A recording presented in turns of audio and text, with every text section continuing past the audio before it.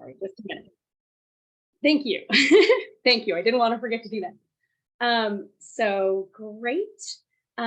When we do have time for Q&As, feel free to unmute and ask the question or place your question in the chat. My colleague, Michelle Caruso, will be monitoring the chat. It would be wonderful to go around and introduce the leadership of the local food procurement working group and Montgomery County Food Council staff. And since I just mentioned you, Michelle, why don't we go ahead and popcorn over to you, and then you can popcorn to other Food Council staff and members of the local food procurement working group that are present. Awesome. Hi, everyone. Michelle Caruso. I'm on the Food Council staff, and we have a lot of speakers, so that's all I'll say. I'll pass it to Rebecca. Good morning, everyone. I'm Rebecca Chavez. I'm Director of Agricultural Programs at FRESHFARM, and I am a member of the working group. And I will popcorn over to Jenny. Hi, Jenny Freeman with Community FarmShare, and presenting today happy to be here with this discussion. Thank you. And who else do I see? Might need some help on who else I should introduce popcorn over to. Jenny, actually, that may be it for our introductions, just especially since we have a lineup of speakers, might as well get to it. So I will attempt to be very quick with giving our Food Council updates. So this being Earth Day weekend, we have a number of events that we hope to see you all at this weekend that we will be tabling at. First is Green Fest at Brookside Gardens. So that's on Saturday, April 22nd. Check it out. Find our table there and say hello. We will also be concurrently at the Tacoma Park Silver Spring Co-op for the Earth Day celebration. Also tabling there. It'll be, it's a fantastic little celebration in the parking lot there. And please check us out there if you're in Tacoma Park. On April 23rd, Sunday, the Food Waste Prevention Week has sponsored a Bread to Tap event. And that is at, oh boy, I was looking at my notes. I'll find it for you, Lorian. I'll put it in the chat. No worries. Put it in the chat. Yeah, it's really cool. It's at it's Raven House Bakehouse Urban Garden Brewing, and it's in DC. So hop on over and check it out. They're turning waste bread, like day old bread, into beer, and it's really great. Also next week, Wednesday, we have our tour of the Cheer Garden and Crossroads Farmers Market, where we will be seeing several gardens where the Cheer program connects low-income residents with landowners who want to allow folks to garden on their land. And so we'll be hearing from some residents about their gardens, and then heading over to Crossroads Farmers Market for their opening and hearing the updates of what's new at Crossroads Farmers Market. So you all are invited, check it out. And next week, very exciting, we have our Food Systems Advocacy Community Call, also April 26th, it's at 1 p.m. And they'll be discussing the Farm Bill reauthorization featuring Provost Associate Professor Garrett Grady Lovelace, who, if y'all have never heard of her, she is a treasure trove of information and knowledge about the Farm Bill, especially as it relates to things like equity and sustainability and resilience. So important conversations to have. On April 27th, we will have our gardening subcommittee meeting where they are doing some exciting work, putting together lists and resources for faith-based organizations that are providing gardening and food resources to residents. So check that out.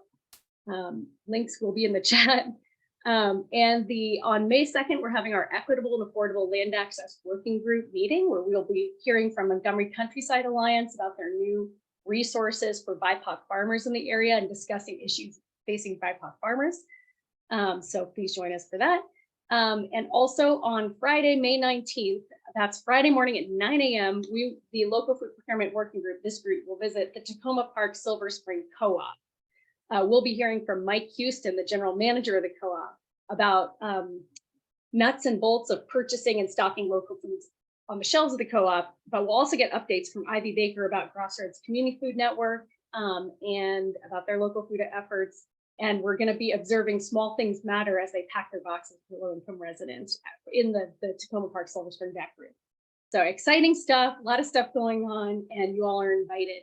I wanted to also mention that at the end of this meeting, you all are invited, or at any point during this meeting, you all are invited to share updates from your own work in the chat of the meeting. And then if we have time at the end, we can all share updates verbally.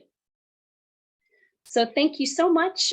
Without further ado, we have a great group of speakers today to share their work related to local food procurement initiatives at healthcare facilities. So I'd like to introduce Jennifer Freeman, Executive Director of Community FarmShare. She's working with farmers to aggregate local fruit and vegetables for nonprofits, including clinics and vegetable produce RX programs and schools through farm to school programming. So take it away, Jenny. Great. Okay. Thank you so much. Great. Thank you for having us here today. I just want to also first, while we're getting our slides up, also have a chance to introduce Hoang, who just joined our team, I guess about a month ago, was a fantastic addition to our group and supporting all operations work as well as program management and even marketing and support too. So I just want to give a big shout out to Hoang as well. Yep. So getting started, community farm share. So we've just to give a little background, we've changed and grown a lot over the last couple of years when we got started. So we started out by connecting CSA shares from local farms that are producing, that grow produce for CSAs, and connecting that then through partnership organizations to link that to families experiencing food insecurity. That was like the first 2 years we were working. Then we shifted now to work. We're growing a lot, and I guess go to the next slide there. Okay, good. So we have now 2 key programs that we work on. Like Lorianne mentioned, there's the Farm to School program, which this year was funded primarily through Montgomery County. So grateful for that support, where we're serving 400 families, and we're partnering with 10 different MCPS schools to bring that fresh produce, weekly produce bags to families that are connected with the community schools program and linkages to learning in order to who know their families well, right? So they're with caseworkers and know and are familiar with know the community, and making sure that connection is happening between the healthy food access and those who need it.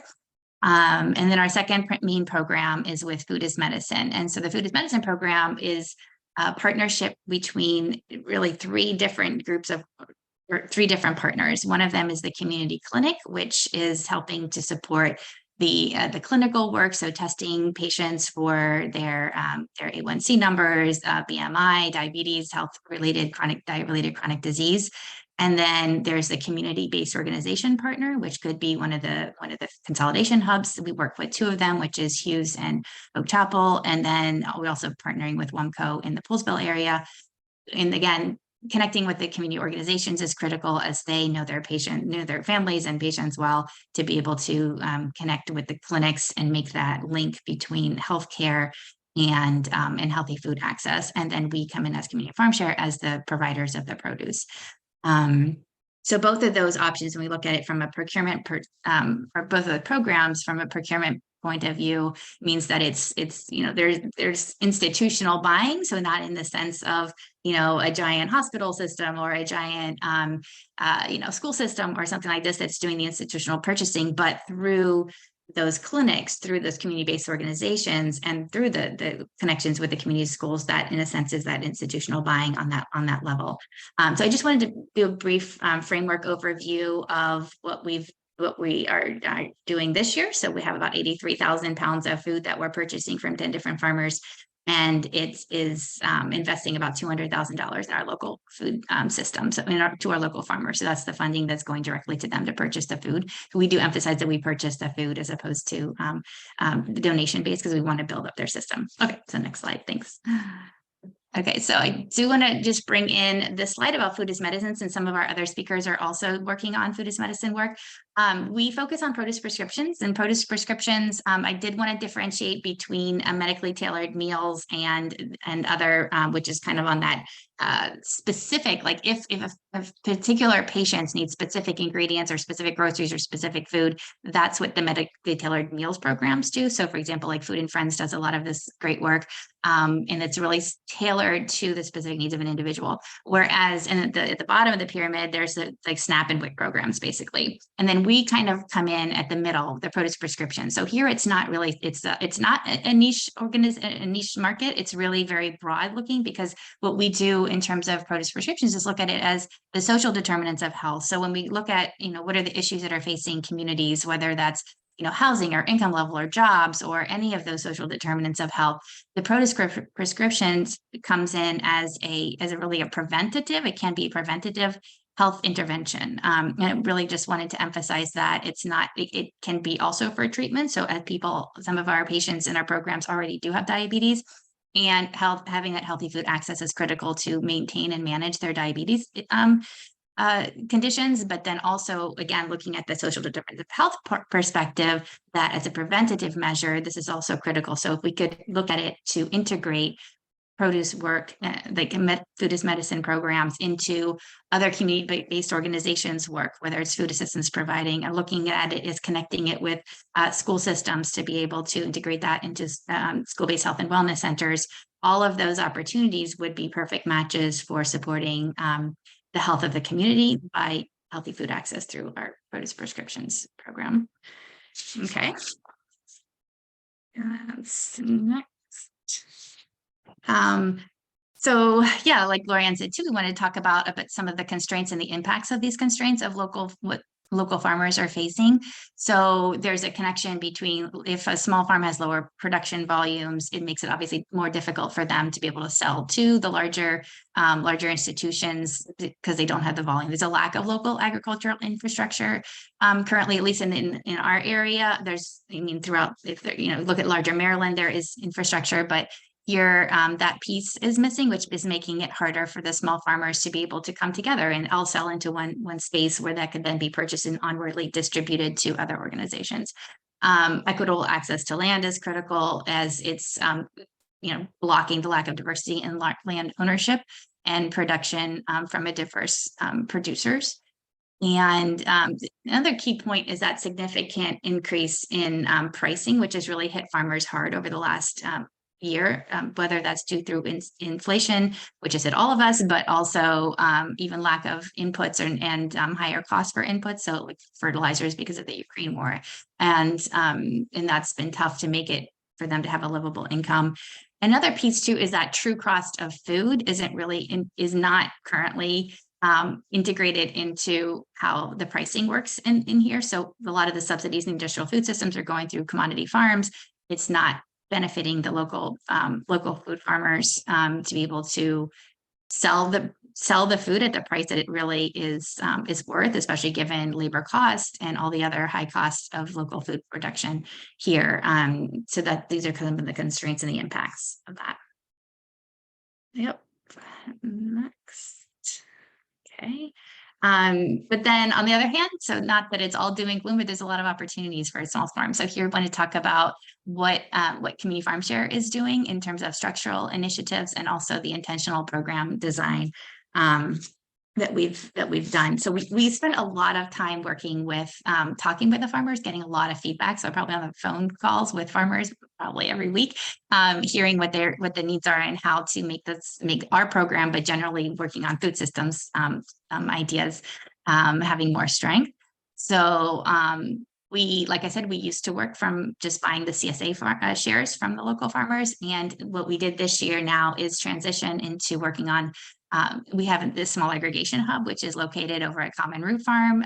It's about 800 square feet over there, where we'll have cold storage. And what we're doing now is buying in aggregation. So we're buying in bulk and bringing that over to the cold storage area, to our packing shed, putting those bags together. It enables us to also purchase sort of what we need and what to be based on what our community needs are. So we also likewise do a lot of feedback and community sessions and discussions to learn what are the foods that they want, what are the foods that they need, what are the access levels, and how can we better buy specific produce that's being asked for by the community. So that's how the aggregation hub is enabling us to do that. So we do the bulk purchases and make that more easily for redistribution. It helps us also because we're now able to buy from smaller farms that aren't necessarily CSA farms. So in the past, like I said, we only had options to work with a few farms in the county because they were the CSA models. Whereas now there's so many more small farms. So we've added a few more small farms this year. And as we, have our processes down and make sure that's all clear for the future, we plan to support and buy from more small farmers too, because we can buy smaller amounts, like 100 pounds of this or 200 pounds of that, and makes it easier for us to make those to support the smaller farms. The contract purchasing is also an important structural initiative piece that we're doing. So we actually are buying or making contracts with the farmers so that they know exactly what we would like to purchase and they can plan their crops, in time. They can also have a predictable income because it's a guaranteed sale. And we also were able to do a portion of that as upfront payment because the spring is the hardest time for farmers in terms of a lot of cost goes out, but they haven't gotten the income yet from the harvest. So by doing some upfront payments, that helps with the cash flow as well. So again, all of that was designed in order to help their local procurement. So we did that 100% based on what are the farmers' needs and how can we best meet those needs. And so we're getting all those processes down. That's one thing that Hong is wonderful to figure out this year. So we're working on that together and looking forward to. We're also kind of baking in a lot of flexibility into the contract purchase too. So understanding, weather could be different or amounts of food might be different that's being harvested than what we had planned. But we've got kind of systems in place how we can, come up with those plan Bs to make that all work. So at the end of the day, the farmers are getting what they need, and also the families are getting the food that they are needing in our program. Wanted to mention here, so for intentional program design, so that was kind of on the structural side. On the program design side, we really focus on meeting farmers where they are and what they need. So some farms, and I just kind of wanted to put this out for discussion too, for as we continue with the group call, is not every farmer wants to necessarily be selling to institutional buyers on a huge level, right? They don't want to. They may want to stay small and stay hyper focused, or focus on a certain community, maybe their own community, whether it's local or cultural or ethnic, whatever their priorities are.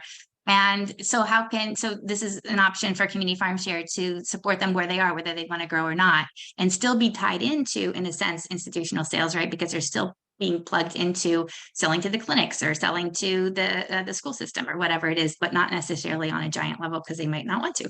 On the other hand, some farmers may have these desires to be a large 100-acre farm or whatever growing produce, and that's fantastic too, right? Because we need it all. And those farmers then also I would like to think that we can serve as sort of an incubator phase for that, and to be able to support those farmers as they grow, until it's at a larger level. And same with the community organization. So we also really meet them where they are. So like, for example, our food is medicine programs now, we're working with the 3 different clinics, 3 different partner organizations, and really tying that all together. What does that community need? What kind of foods? What times? We also, I forgot to add before about the food is medicine. There's always a nutrition education piece to it, and a diet related chronic disease management piece of it as well. So that people not only are getting the food and the clinical work, but also have that ongoing education piece about how to better manage their health. So there's all those players involved. And so one of the things I see us as our strength in Community FarmShare is that we're a connector of programs, and we're kind of a connector of other organizations. So the reason I think we're able to manage and do a lot of this is that we leverage resources that are already there. The clinics are already there doing this work. The community-based organizations are already deeply connected into the community and know their families and know how to work. The nutrition education piece is already there. People are already doing that. And the farmers are growing their food, right? So we're all kind of already doing something. So what we do is just make those links and build those bridges together and strengthen resources that are already in the community, and start with those. Like, those are our founding starting point, where we then build up from that and make those connections. What else is on that page? Yeah, I just wanted to actually quickly mention too, so in terms of our aggregation hub, that two more little points there. One is that we'll be using that. I'm thinking we still have to figure, get through the process of actually starting this May, but I'm imagining we really use that maybe 2-3 days a week. And we'd love to open that up for discussion if there's other community-based organizations or their farms or anybody in the food system who can benefit from having cold storage out there. It's in Durwood, so it's at Common Route at Ryan's house or behind his house, and it's just a resource, so I want to put that out there and say we'd love to connect if there's ever a gap in between the time that you might be getting local produce from another farm by the time that you might have a food distribution if you're a food distributor, or if you are a farmer and there's a gap there between the time you need to sell it somewhere to the time that it is getting to where it needs to go. We'll have that space there, and we're community, FarmShare, so we're a community-based organization, and we want to support any other community needs that are outside of what we do. And then the other point on aggregation hub quickly is that we we're doing what we're doing, and I think there's been for the last couple of years or many years there's been a lot of discussion on the county level about doing more in agriculture infrastructure. So whether that's another a little bit larger aggregation hub or food processing and all of that, which is also all, very needed, I think, in the county. I just want to emphasize that one of the things when we got our agriculture, our hub started, again, there was so much farmer input and discussions about that and how to make it work. And I just want to really emphasize and support and advocate for the farmers being at the table when those discussions are being had about where and how and what kind of aggregation is needed on a county level. So I don't know if there's any county people on the call, but would just love to really include farmers and all stakeholders in that discussion. So, okay, that's one more thing. I just said one more thing already, but one more thing. Sorry, on the part about the community organizations and the buyers. So far, we've been the lead on a lot of the grants to start those food as medicine programs.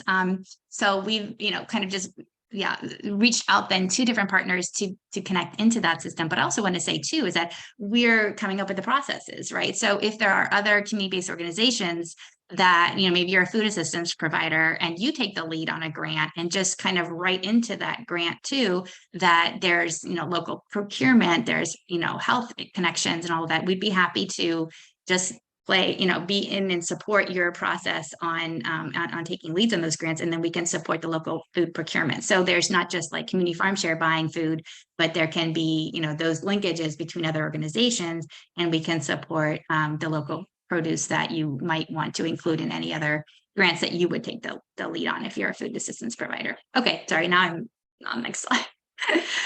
I have too much to say. Okay. So last piece then is, I think we've all talked about this on this call probably before, but the local food systems requires such a paradigm shift in order to address so many critical issues that we are facing in our society today. So I've talked a lot about the health and the food security piece of it so far. So you know that part, but I did want to bring up, I haven't talked yet about climate change issues. And that's so important as well. So climate change from the perspective of supply chain disruptions, right? We've seen issues with that before, and it's only going to get worse. Extreme weather conditions are going to affect production in the faraway places, whether this is California or other, key food provider places. It's going to have a significant impact, already is having a significant impact on the food that's produced now. And then trucking issues and getting that into where it's going to go, meaning there's a higher carbon footprint then based on the amount of diesel fuel that's being required to get that food to where it needs to go. So again, local production is going to mitigate that to some degree. It's critical. Another piece is that our local regenerative farmers are actually, the way that they're working and focusing on healthy soils is really even a carbon sink and supporting the improvements in greenhouse gases that are being emitted primarily from larger industrial food systems way of growing the vast majority of the food that we have. And extreme weather conditions are going to keep causing significant problems. So I can't emphasize enough the importance of local food systems. And we know that. I think that's why I'm released here on the call, but just to really point that out is key. And like I said, we talked about health, food security, local economy stuff. Okay, and that's a picture of Common Root Farm up on top, so that's great. And here's our contact information. So please reach out to us with any questions. I don't know where I am on time. I forgot to look at the clock. Where are we? Am I done? Also, and Pong wants to jump in if she has anything to add and fix anything that I said wrong. Please do. Yeah. Add anything? I just want to give a plug that, we've been, as we're getting prepared for Aggregation Hub, we've been doing a lot of fundraising around like getting supplies and equipment for that. So if you follow us on Facebook, Instagram, or just visit our website, you can follow kind of our process in getting that hub together. And we're also engaging a network of volunteers that have been so supportive to community FarmShare since day one. And so really it is a community effort that we're really trying to build and not just, business and buying food to family. It's really created this network of community that continue to build that over the years. So that's all I have for now. Wonderful. Thank you so much. Sorry, Jenny, didn't mean to interrupt. Oh, no, I was just saying, thank you. Great. Well, thank you so much. I think, Lindsay Smith's comment, I'm just going to read in the chat, sort of sums it up. Wow, what an incredible amount of innovation in a short time. And thank you so much for that presentation on all this incredible work.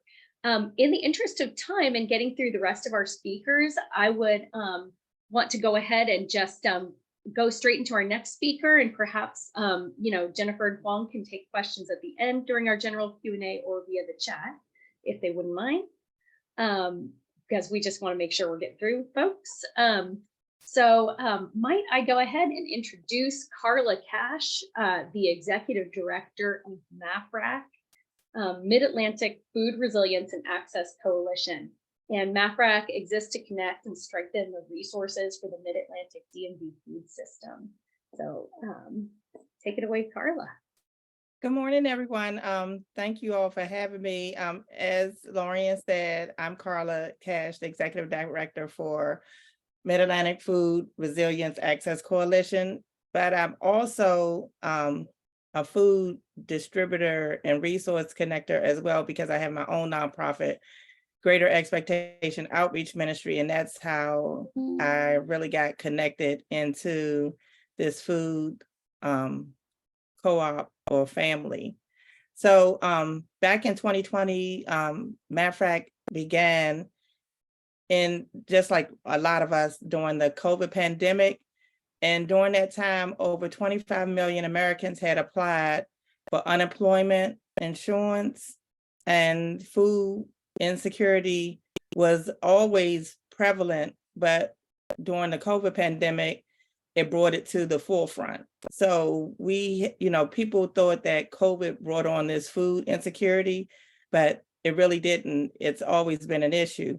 So it was imperative for MAFRAC to invest in local food systems to keep farmers and food businesses viable for a long term, and to mitigate the disruption to the labor and supply chain, which was increasingly vital as the pandemic and the quarantine continued. Mid-Atlantic is a diverse group of over 275 partners now, and we get together on Fridays on a Friday stakeholder call, and we share best practices. We also talk about what's going on in terms of policy and how we can make a difference. We've stepped up to another level now. We're moving into, like Jenny said, food is medicine. We're creating programs that connect farmers with our local stakeholders so that they have a direct connection with the farmers and the local food chain. We also provide grants. Last year, we reached our milestone of giving out $1 million in grants to our local food partners. So that was really huge for us. And, we just wanted to be able to do something to keep food on people's table, and not just any kind of food, but healthy food. We also wanted to use those grants with our local stakeholders to provide them the avenue to connecting with our local farmers and our local producers. So we're looking to continue that. We have several projects that we are embarking on. May the 6th, we are partnering with Taylor Thomas and the Better Homes to bring the food and the farmer connection together at Tots to Teens at the Prince George's County Sports and Learning Complex on May the 6th. It's an all-day event where we expose our youth to what's going on. And so some kids don't have access to different things, and they also don't have access to food. So we're going to be out there and we're going to teach them how to start a cherry garden tomato and show them how they can start gardens even if they live in apartment complexes. So, and then we're looking to partner even more to advocate on making sure that we keep this momentum going, because as you can see now, they've cut the SNAP benefits for the people who are receiving SNAP benefits, which has taken people back now 3 years. So we're trying to come up with like a matching program for our organizations, that our partners, so that they can continue as well and to be able to support the families in need. So that is basically what we're doing over at MAFRAC. I have a team of 5 right now, and we're looking to increase and expand, you know, not just in any particular area. We're Mid-Atlantic. That's why we are called MAFRAC, so that we don't want to just be in one, you know, particular area, like focus on Prince George's County or Montgomery County or DC. We want to be able to help overall, and also to help more on the policy and the advocacy around helping to get budgeted line items with the local governments for our organizations as nonprofits. And that, if anybody has any questions, Lorian said we'll hold them to the end. Actually, thanks, Carla. We actually do, looking at the agenda, have time for a question or two if there are any questions for Carla. Okay.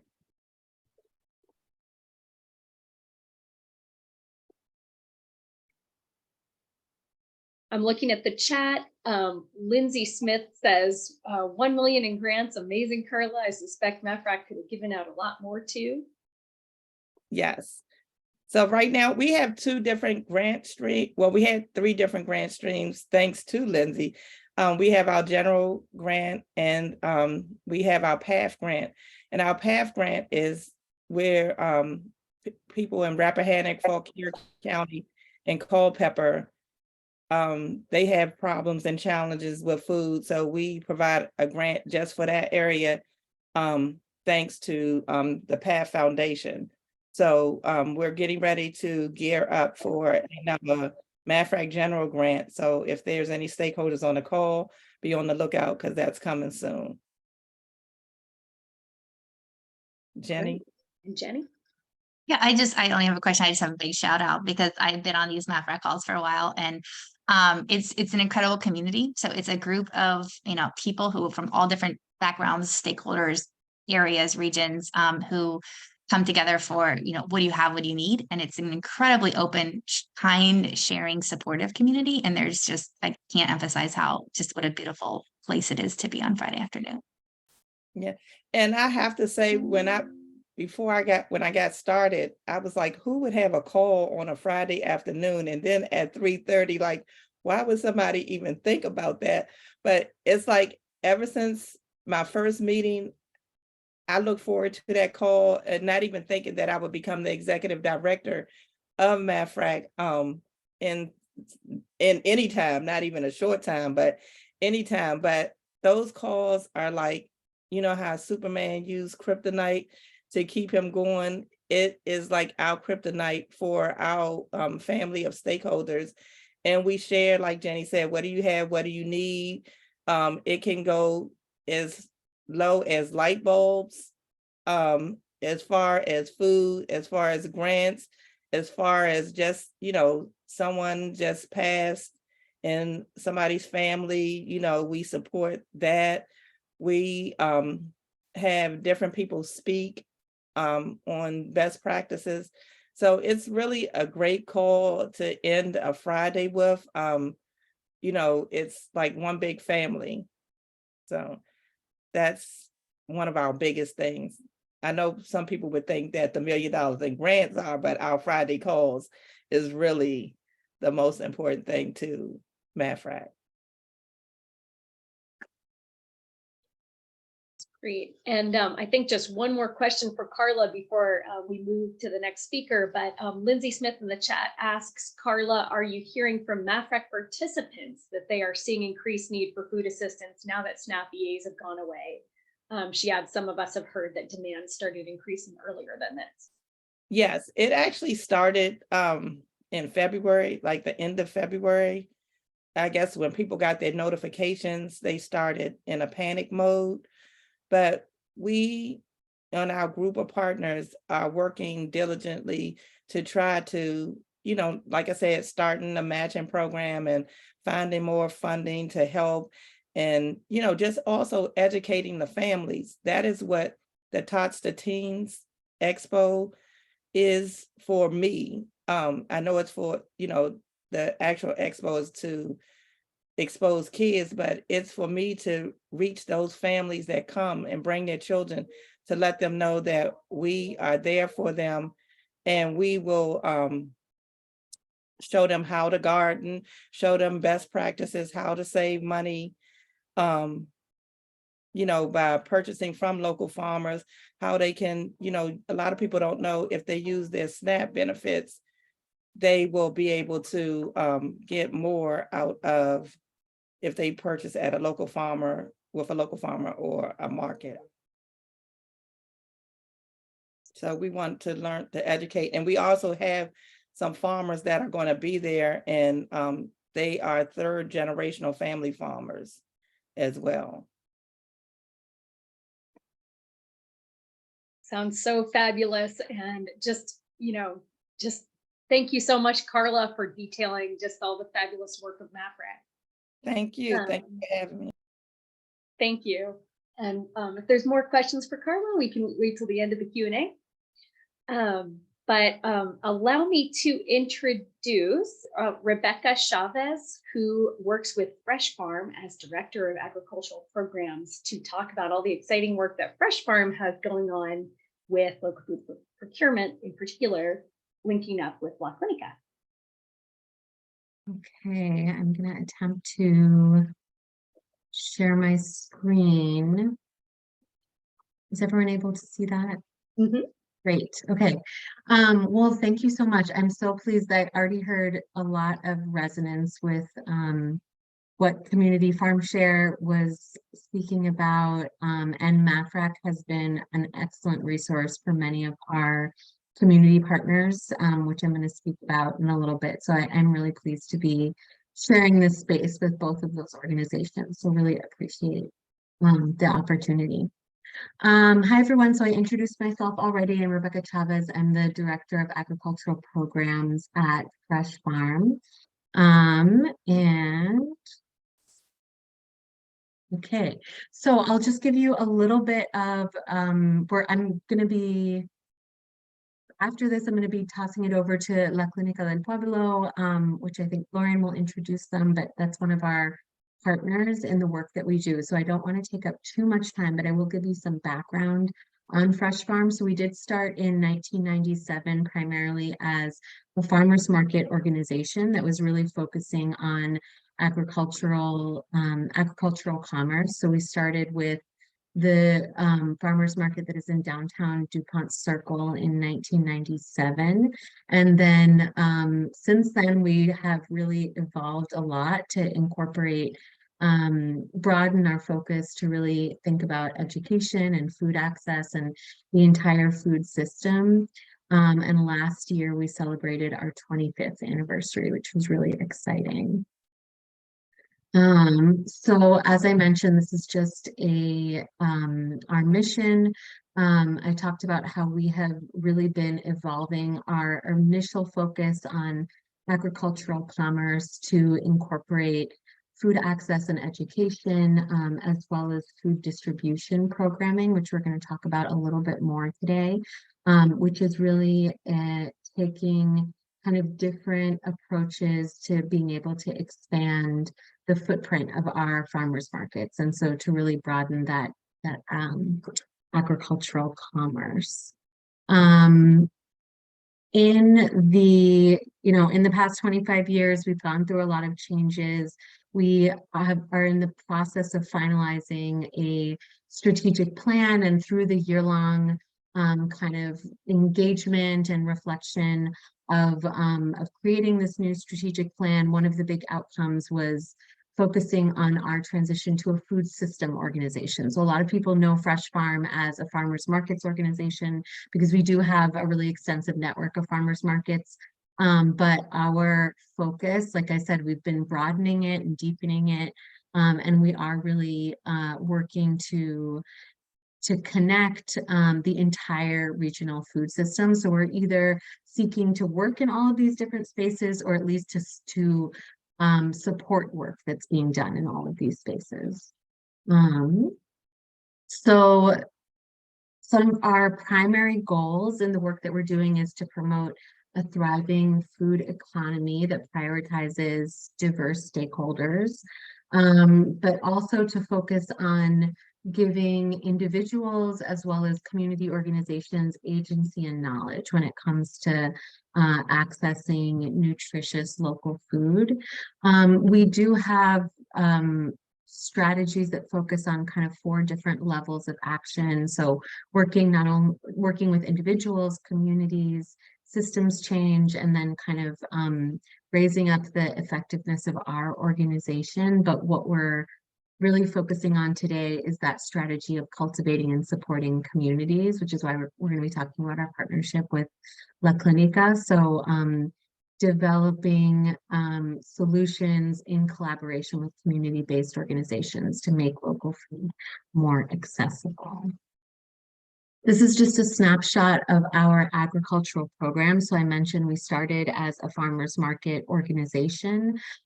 This is basically our retail, so our direct to individual consumer, as well as our wholesale work, which is our food hub that I'm going to talk a little bit more about. But that's our kind of direct to institution work.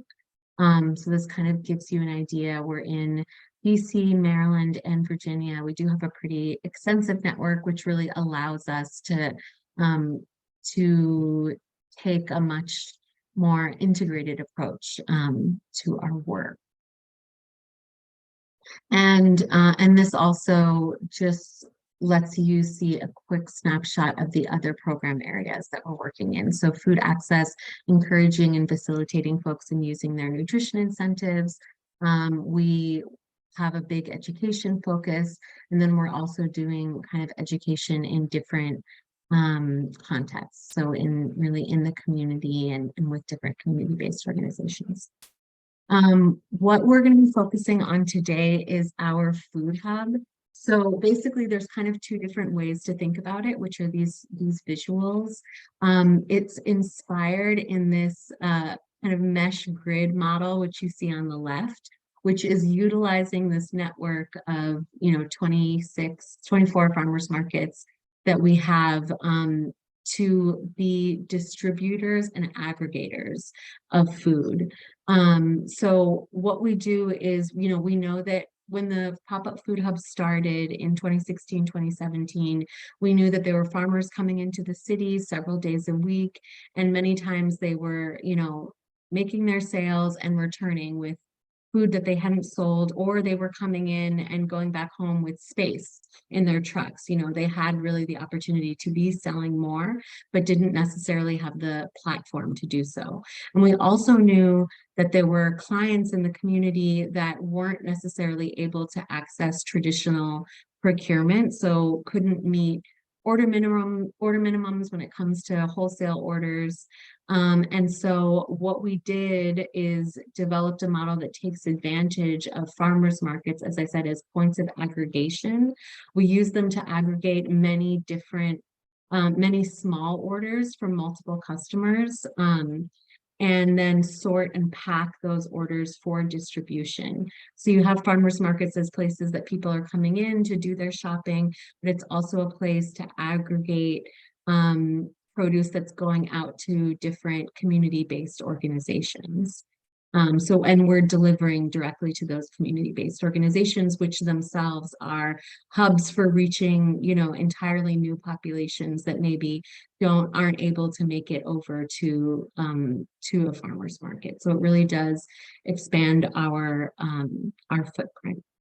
And we call it a pop-up food hub because we are literally popping up. We're not kind of like ordering inventory and holding it. We're popping up at the market, delivering that same day or the next day, and, you know, directly to customers. So this enables us to really keep like a low infrastructure, low cost model. And then it helps, you know, it provides additional revenue for farmers that are selling.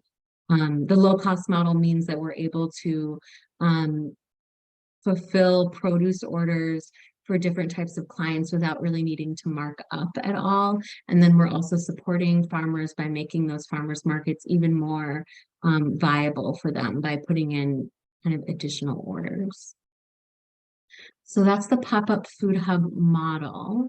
And there's a couple of things that I want to emphasize, which is that we're delivering to many different types of community-based partners. In 2022, there were 57 different locations that we're delivering to, and this kind of gives you a snapshot. A lot of it is FRESHFARM programming, which is, you know, for the schools that we're working at, or because we're administering the Produce Plus program in DC, for those of you who are familiar with it. So we're doing home deliveries.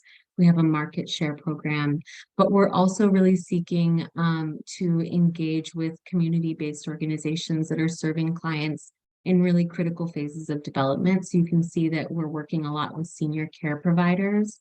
The orange slice of the pie is health clinics, which we're going to talk about with La Clinica. We're working a lot with schools and childcare. And so we are going to be focusing on that partnership with health clinics because the work that we've done with La Clinica has really been a model for how we're seeking to grow our partnerships with community-based organizations. We are really most excited when we're kind of engaging beyond the transaction of dropping off food, but we know that local food is really being integrated into the wraparound services that different community-based organizations are doing. And so I'm really excited to hear from La Clinica to talk a little bit about like how local food has really been part of how they're fulfilling their mission and how they're serving their client population. And then the other thing that I wanted to emphasize is we're not only considering the different partners that we're able to serve, but we're also looking to, you know, similar to community FarmShare, we're looking to create revenue for small scale local farmers. And this gives you an idea of what our network looks like and the types of businesses and people that we're trying to uplift and really create opportunities. So I rushed through that a little bit, but I will just stop there so that we can take some time to dive into what a partnership actually looks like on the client side with hearing from La Clinica. Boy, thank you so much, Rebecca. I feel like I just learned so much about FreshFarm. And after actually having sold at a FreshFarm market in 2021, I'm just so many facets to FreshFarm you don't think about. I think we have, let's go ahead and hold our questions until after the next set of speakers because they're all related to FreshFarm's work with La Clinica. Why don't I go ahead and introduce Tania Ruiz, Health Promotion Manager at La Clinica del Pueblo, and Rosalind Trujillo of La Clinica also. They are here to talk about how FreshFarm has been connecting clients. They're connecting their clients to FreshFarm.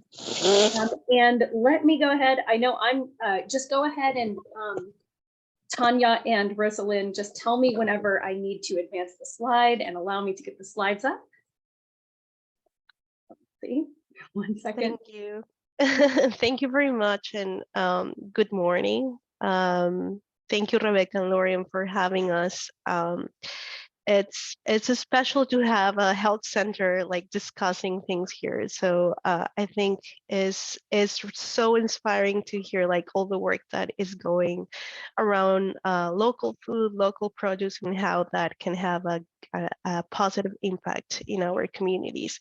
So again, my name is Tania Ruiz, and I'm the Health Promotion Manager at La Clinica del Pueblo, and with me is Rosalind Trujillo, which is also part of the Health Promotion Program. Next. So I'm just gonna give like a really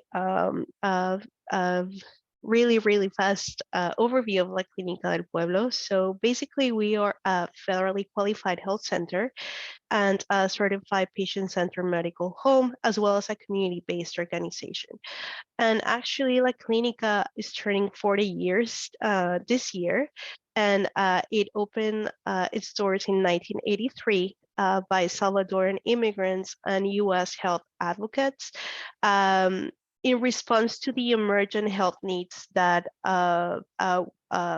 displaced migrants were arriving to the city due to the civil war and state-sponsored violence and repression, primarily in El Salvador, and to a lesser extent from Guatemala and Honduras.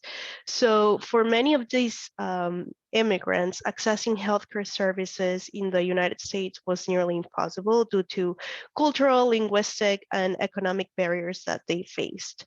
So La Clinica was a response to these needs. Next.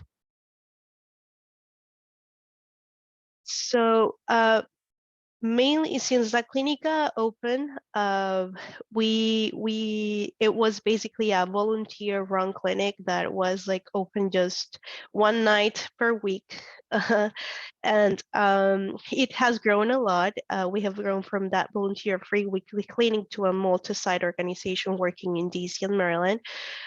We continue to adapt to the growing and changing needs of the Latino community with a special focus always. Right now, we're expanding healthcare access in Prince George's County because we're seeing that many of our community members are moving from DC to these parts of Maryland. Right now, we have 2 clinical sites, one school-based mental health program in Maryland, and one community health and action site in DC.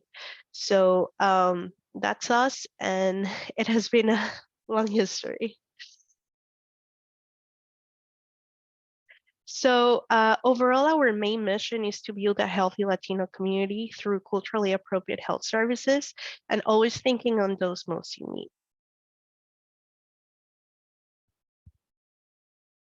Our client demographics, of course, 91% are Latino. Of those, 80% are immigrants, and they're mainly from El Salvador, Honduras, and Guatemala. 35% of the clients we serve are uninsured, and we see that this number is higher in Maryland than in DC. Most of our clients, 83% at least, feel more comfortable communicating in Spanish. And also, most of our clients have an income at or below the 200% of the federally poverty line. So basically what La Clinica is that we are a community of care implementing a model of programs and services with an integrated approach. We are driven by a collective of more than 120 employees. We have 50 peer health promoters, which we train in a monthly basis, and we have more than 50 volunteers. which many of them are first generation of Latino immigrants. We provide bilingual primary care services, as well as mental health and substance use programs, and we offer community level health education programs, which we are part of. So rooted in the cultural understanding of the community we serve, our work tries to blend healthcare and social justice. We try to understand like the context of our clients and the social determinants of health, and based on that, provide the services to them. So next, the main barriers we see and the context we see in the community we serve is that many have the financial constraints and difficulties they face. Of course, is a main barrier to health, to purchase healthy food. Language also, most only speak Spanish. There's also a lot of cultural barriers to health, including stigma in terms of, for example, sexual health, machismo as well. Immigration status is a huge barrier to care for our community because even though we don't ask for any of that information, many of our clients are hesitant to share many of the information with us and with anyone just because of the fear that might affect their process towards immigration status. And also the healthcare systems in our home countries are totally different as the US healthcare system. So the lack of understanding on how the healthcare system works, it's really difficult for our community. And also lack of insurance is a huge barrier to care for our community.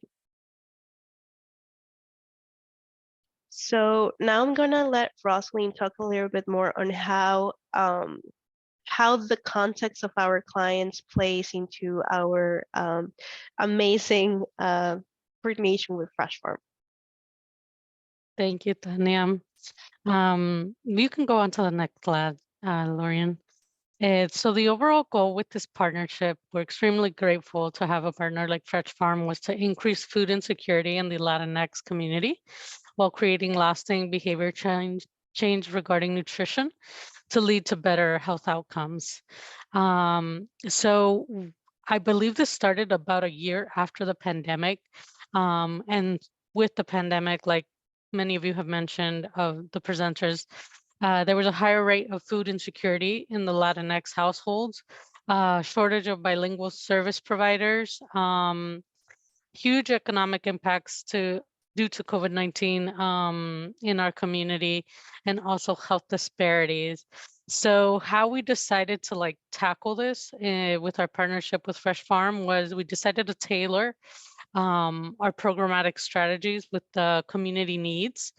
And it was really through the innovative partnership that we have with FreshFarm, which was also funding source to be able to help out our community in that way. We can go to the next slide, Lorian. And some of the key challenges that we've had is, I think many of you have experienced this as well, is inflation, the ending of COVID emergency funds for our program, short staffing and turnover, data management wise, like assessing the impact that these bags of produce have had on our clients. Lack of transportation is a huge issue for our clients to come directly to the site to pick up their produce bags. And obviously, since they are perishable items, we're unable to offer more distribution dates. And in general, because we do receive several services from FreshFarm, being able to access resources in their native language, like Tania mentioned, many of our clients only speak Spanish. English is not like their primary language. We can go on to the next slide, Lorian. Just to describe like how produce is physically delivered to our clients, we receive the produce bags once a month at our DC and Maryland site. So we do the food distribution at both of our sites the same day. And basically, each client is provided with one bag of produce, a recipe based on the bag content list that we receive from FreshFarm, and educational materials. And what we do is when our client arrives to our site, we provide, if it's their first time coming, we fill out a pre-survey. And once, I want to say like maybe after 4 times of coming, that's when we do a post-survey. And basically the purpose of the survey is to assess, you know, client satisfaction with the produce bags that they are receiving, behavior change, and we're trying to assess the impact, because the bag that we provide to our clients is not only feeding our clients, but also the entire household. So that may be kids, that may be their parents, relatives. And so far in 2021, we served a total of 316 in unique individuals. And in 2002, we served 444 unique individuals between both of our sites. And at that time, we began tracking also how many families we were serving. So in 2022, we served 267 families, thanks to the partnership with FreshFarm. We started this year, I believe it was this month, literally 10 days ago. And so far we've been able to serve 56 clients. I can't give, I haven't analyzed the data yet to find out how many families served, but at least 56 unique clients served just in this month. And if clients, we basically our health educators are the ones that add clients to the list for the food distribution. So if our health educators know that a client tends to have high food insecurity, instead of providing one bag, we may provide 2 bags, just because we want to make sure they have access to quality, affordable food. And the other thing I did want to mention that is not on the slide was, so we do receive from FreshFarm the produce bags, but we're also, I believe it was also this year, we started going to the Silver Spring downtown farmer market location on Saturdays. So there we are providing clients with tokens and vouchers for them to purchase produce. Basically, fruits and vegetables is what we try to recommend that our clients purchase directly at the farmers market.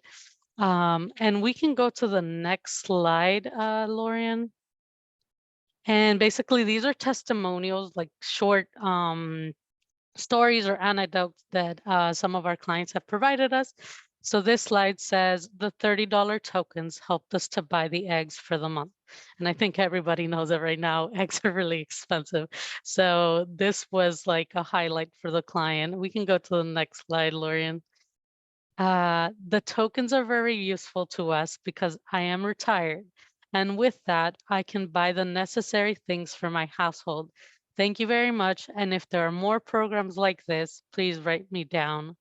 And the last, we can probably go to the next slide.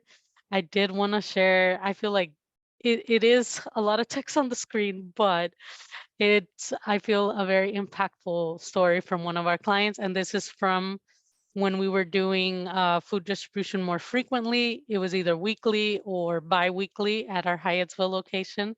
And I'll just read it to share it with you guys. It says, I had never eaten organic vegetables before and thought the taste would be bitter. Then I became a participant in La Clinica del Pueblo's diabetes prevention program, and they offered me my first bag of organic produce. I picked it up at their Hyattsville location, and my first bag, and they offered me, oh, sorry. I picked it up at their Hyattsville clinic and took it to my mother's house to give it to her. The following week, they called me again and asked me if I wanted to come and pick up another bag. And I said yes out of guilt. Again, I took the bag to my mother. She was preparing dinner and told me to say so we could have dinner together. I was with my 3 children that day, and I really had nothing to give them to eat in the house. So we stayed for dinner at my mother. She made a salad with carrot, chard, and spinach with lemon. She also prepared some of the mushrooms that I had brought in the bag I had gotten from La Clinica. My children and I had never eaten mushrooms. I really was left dumbstruck when I tried them. What delightful flavors. The best thing was that my children even asked for seconds. To date, La Clinica continues to give me a bag of fresh vegetables every 2 weeks, and you cannot imagine how much this helped me because I am a woman with 3 children and very few financial resources. Best of all, one day my daughter told me to put the lettuce stalks in a wide mouth bottle and leave them there for a few days before planting them in a pot, which I did. Today, I have 3 pots with organic lettuce growing by the windows of the apartment where I live. I am very grateful for this help. Organic fruit and vegetables are very expensive, and I am not currently in a good financial position in which to buy them. So I think with these testimonials, you guys can see that it is having a strong impact within our community. Our community is very satisfied with all the services we are receiving from Fresh Farm. I think, again, the biggest challenge that we're having is assessing that impact, especially with the surveys. We're doing a good job of like doing the pre-test, but sometimes they, especially now that the pandemic is ending, a lot of them are going back to work. And so they can't come themselves to come pick up the produce bag that we're providing monthly. So sometimes they'll send like someone else to pick up the bag on behalf of them. And so due to that reason, they cannot answer the post survey for our client. But yes, we are extremely grateful and excited with everything that we're doing with our community. And just to add something, like many of the clients we provide the bag, besides being food insecure, they have chronic conditions such as diabetes, hypertension. So providing them with these fresh produce bags helps reinforce like all the messaging we do and all the health education we do around healthy eating. And it really, it's amazing the good impact we see, like how happy are our clients when they receive these bags, but also we see like the habits changing on how they eat, and also like the positive change we see not only within the client but also like the whole family, because this is for the whole family. So hopefully we can continue to work with Fresh Farm. Of course, financing this is a huge, not a struggle, but it's not easy. But we're always trying to put this in our proposals and finding like new funding streams. But thank you again for the space, and thank you for giving us time to share not only what La Clinica does, but the impact of these bags and the food we provide to our clients. And Lorian, I don't know if I have a chance. I saw a question that Jenna wrote in the chat. She says, do you have any impact data to share? Love to hear what kind of questions you're asking to assess this. So the questions that we're asking on our survey on food strategies is, we obviously ask about the household size, how many adults, how many kids, gender and ages. And then we also ask the following 4 questions. The first one is, in the last 12 months, has it been difficult to get healthy food for you and your family? Yes or no? The second question is, how often have you incorporated fruits and vegetables into your diet in the past month? The third question, should I eat 5 servings of fruits or vegetables a day, true or false? And then, how sure are you that you will increase the amount of fruits and vegetables you eat daily? And then it says, very sure I will increase the amount, not sure, but probably increase the amount, or I'm not sure about increasing the amount. Hope that answered your question.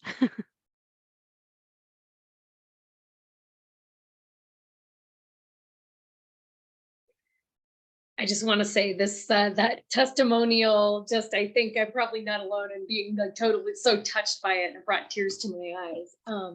And just, thank you so much for coming and telling us about your program, Tania and Rosalind and Rebecca. Can I kick off a little, we have a minute or two to go ahead and have questions for your program specifically, and then have questions for all the speakers. Might I ask one quick question, which is, in the beginning, when you started sort of the program and you started, saying, okay, well, we're going to not just deliver fresh fruits and vegetables to clients, we're going to go through FreshFarm and we're going to get, organic. A lot of clinics, obviously, like, there's barriers to that in terms of cost, and some clinics say, some facilities say that cold storage is a barrier. What made you sort of like say, very courageously and admirably, what made you say we're going to push through those barriers? I think for us, it was like the huge need and emergency we were seeing among our clients. This started during COVID, so I think that was like the major push we had, and made us decide, like, okay, we need to start providing like fresh produce to our community members. You can't imagine like the struggle our clients like share with us about getting food to their tables during COVID. So I think that was our major push, and what was like, okay, let's do this. I would like to add that a lot of our clients at that time worked like restaurant type jobs. And so obviously during the pandemic, a lot of them lost their source of employment. So a lot of them had to decide, do I buy food or do I pay rent? And that, to us, we felt like Tania said, we couldn't just be like, oh, how unfortunate for you. Like, we had to do something to help them out. Great. And Michelle, you have a question? Yes, I just wanted to draw attention to a question in the chat from Alice Chalmers. It says, great presentation, Rebecca. This question is for Rebecca. What is your source of funding at FreshFarm for the PUFH trucks and labor? Also, when you keep produce overnight before distributing it, do you have a storage facility? Yeah, well, I will just add to what Tania and Rosalind were saying, is that we did see that with many of our partners during the pandemic, which I'm sure is familiar to many people on this call, that there was really that need for, emergency food assistance. And we really, one of the things that we emphasize with FreshFarm is looking at farmers markets and local food hubs as a way to increase the resiliency of our food system. There were so many organizations that were really turning to local food, because we all saw at the beginning of the pandemic what a crisis, like, the supermarkets were empty because everybody was stocking up on food. And so there was just this incredible need. The supply from, traditional outlets had really all of a sudden wasn't there. And it did kind of create, I think, an opportunity to strengthen like those local relationships and introduce many organizations to, the possibility of engaging with local food. And of course, there was so much emergency funding available. Now, again, as Tania and Rosalind were mentioning, and as we all know, a lot of that emergency food funding is really drying up, but the need certainly hasn't gone away. So for the question about funding, yes, so because we don't mark up any of the costs, we work with our farmers, they set the prices for their food, which is one of the things that they appreciate about working with us. And we don't mark that up when we're passing that along to our clients. So that does mean that we need to get grant funding for exactly what Alice mentioned. So really for all of our staff and for our equipments, like our trucks and things like that, we do have to get grant funding. And we just this year, we did move into a shared storage facility with Arcadia, for those of you who know that Arcadia Center for Sustainable Agricultural Development. I think that's their full name. They have a mobile market program. So most of the time we are aggregating at market, and then the biggest challenge is like having to then get through traffic in the region to be able to get to our partners, you know, before they close for the day. If we're working with schools, they close at, you know, 3 p.m. So we have a limited window of time in which we can make our deliveries. In some cases, when we have evening markets, like say we're aggregating at a market that operates from like 3 to 7 p.m., we don't, that's Alice is right, we don't have enough time to be able to then deliver to a school. So we did this year move into a shared warehouse space in Hyattsville with Arcadia. And again, that kind of like unique, you know, sharing model allows us to still keep our costs pretty low, and we're really just holding minimal amounts of produce overnight, and it's like delivering from an afternoon market to a community partner in the morning. So that's been a big help in terms of expanding our capacity this year. Thanks, Rebecca.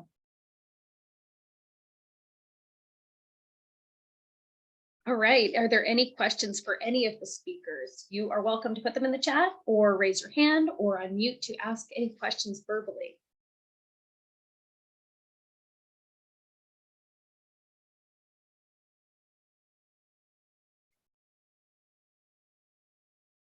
Well, I may have another time for another one of my questions. I'm actually curious. I was wondering, oh, okay. My question can wait. Carla has her hand up. Go ahead, Carla. I don't have a question, but I do have, we have with my nonprofit Greater Expectations outreach, if there's anytime anybody needs cold storage space, they can always reach out to me. My trailer is in Brandywine, Maryland, but I feel like if there's a real big need, it's always available to anyone.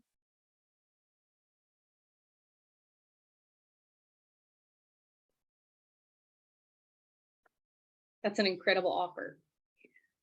Thank you. Lindsay Smith asks, Rebecca, I know FreshFarm has several farm partners who are Latinx. Do they participate or supply the PUFH? Yeah, yeah, the pop-up food hub. I advocate for saying pop, but not everyone on our team really likes that name. So yeah, pop-up food hub. We have actually two of the farms that we source the most from in pop-up food hub, because it's dependent on it's like a jigsaw puzzle of like who's at which farm, at which farmers market on which day and which location. But Barajas produce and Playtez produce are both Latinx farmers, you know, first generation farmers that are some of our biggest suppliers for the pop-up food hub. So I included them in the number when I referred to the percentage of our pop-up food hub network that are BIPOC. And those are also great. Both of those farmers are really great stories. The Barajas produce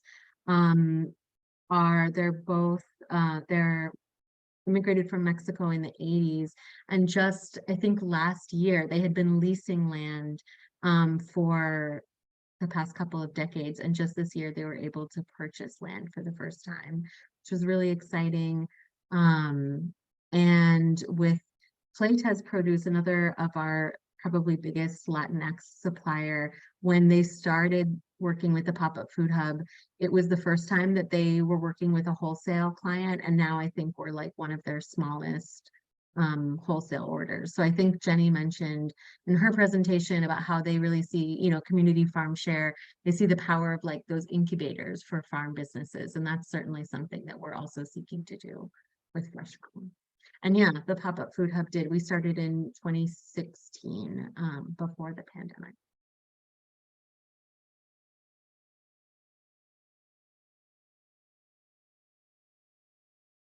Thanks, Susie.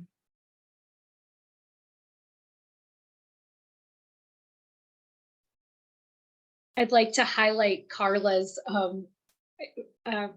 comment in the chat that says she'd like to challenge everyone to like each other on our social media site so that our work can reach more people, and the decision makers we work with will show the decision makers that we work together to help take care of our communities together. I like that thought.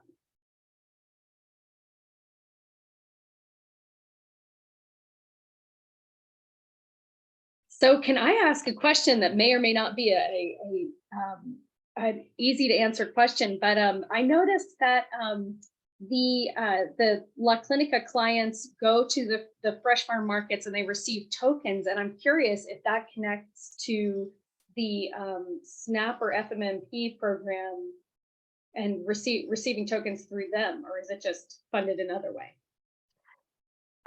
This is funded through the CHRC grant. So basically, we invite clients that have uncontrolled diabetes to get weekly tokens, and they can go to the market and pick up the tokens and buy their fresh produce there.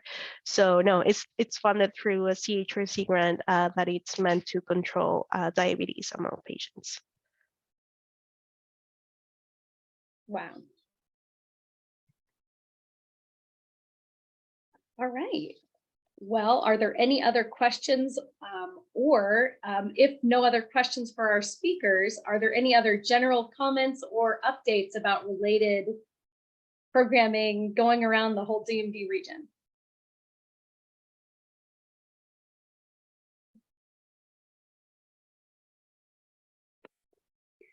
Okay, well, I just want to say thank you so much to our speakers. We just learned so much. Thank you, Jenny, Huang, Carla, Rosalind, Tania, and Rebecca. I'm sorry.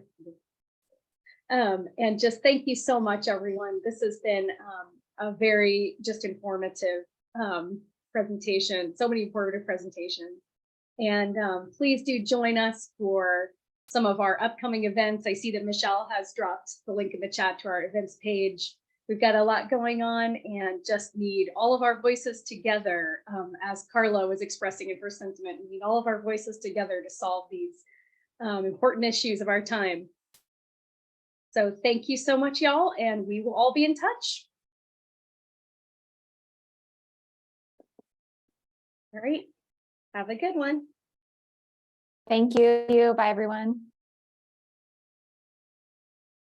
Thanks, Lorian and Michelle, you all for putting this on, because this was really great. And thanks, Jenny, for letting me know.